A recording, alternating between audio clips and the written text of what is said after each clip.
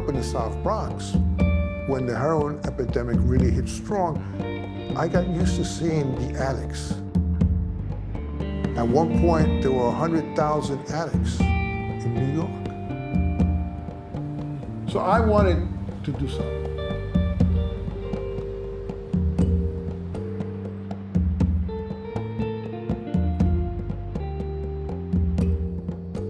There was the Black Panthers and the Young Lords. They actually were the first ones to bring acupuncture to the South Bronx. They tried the acupuncture and they saw that it did take the edge off. And so they kept on coming every single day. Corporate doctors at that time saw everything that we were doing as a threat. And we got the people who we detox and the community involved in political work. So they all became activists. So we became an issue in the South Bronx and a threat to the establishment. We were calling for free quality health care for all. That was the bottom line for all of this. I think it's important to realize that the pioneers are always the ones targeted as the fools and the naysayers and all the rest. 7 people from the radical underground were indicted. We were living in a revolutionary period.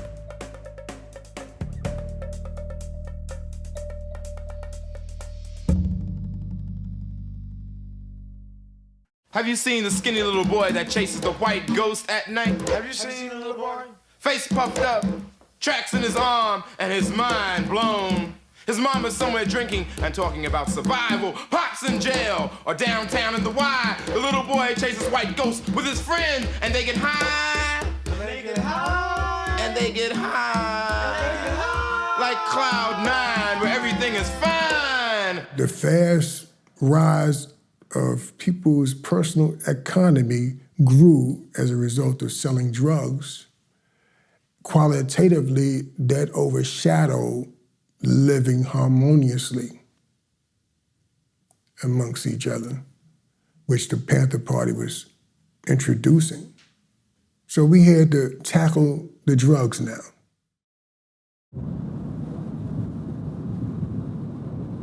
They are noticed now, just as lying. At least we give her notice. That's why I need the press to be honest.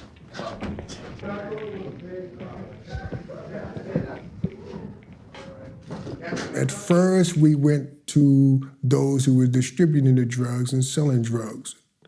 We asked that they stop. They wouldn't. Then we just kindly removed them out the community.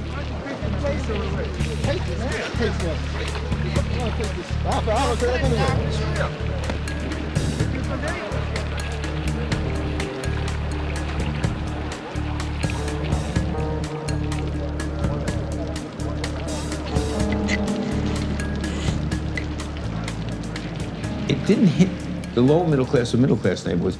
It was clearly in the areas of color. If it isn't large enough to get to the influential community, if it isn't a big media story, if it doesn't affect your kid going to school every day because you're in Forest Hills or you're in Bay Ridge, you're in some middle class neighborhood, it's not a big problem. I was with, as administrative assistant to John Lindsay when he was mayor from 1966 to 1973, and basically my responsibility was the street.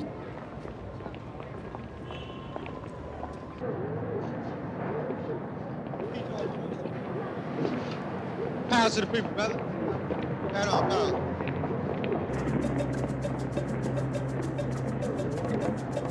That morning, the Puerto Rican flag is flying over Lincoln Hospital.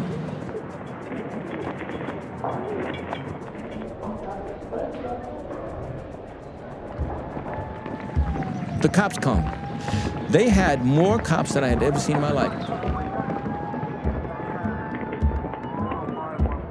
So they send over their best negotiators, a guy named Sid Davidoff and Barry Goddard. So I get a call one morning that the Young Lords have taken over the hospital, whatever that means, taking over the hospital. The police are ready to move in. They've got hostages. Can we do something about it?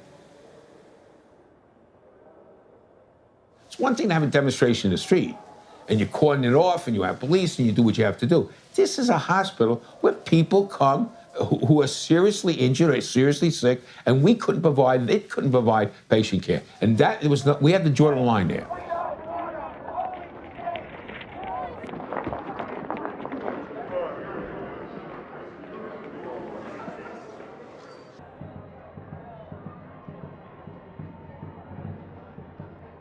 We kept our end of the bargain. We did open a detox center soon thereafter with, as I remember, a Puerto Rican administrator, I'm pretty sure. And that was the beginning of the Lincoln Detox Unit.